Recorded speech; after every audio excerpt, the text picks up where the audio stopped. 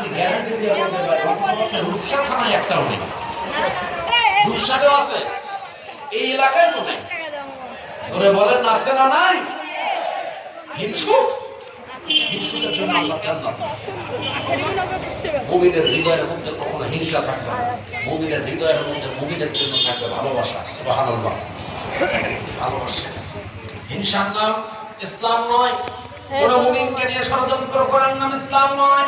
মুমিনকে ষড়যন্ত্রের জালে ফেলে ধ্বংস করে দেওয়ার নাম ইসলাম নয়। মুমিনকে ভালোবাসা দিয়ে অন্তরের মধ্যে আঁকিয়ে রাখার নামই হলো ইসলাম। এটাই রাসূলের তরিকা, এটাই রাসূলের আদর্শ, এটাই সাহাবায়ে আজমাইনদের আদর্শ। এটার মধ্যেই সফলতা। চিল্লায় বলেন ঠিক কিনা? অন্যকে নিয়ে হিংসা করবো, ষড়যন্ত্র করবো না ভালোবাসবো? ভালোবাসবেন, দেখবেন আল্লাহ আপনার উন্নতি দিয়ে দিবে। আল্লাহ আপনার জীবনে চাওয়ার থেকেও বেশি কিছু দিয়ে দিবে। আল্লাহর খাজানাতে কি অভাব আছে নাকি?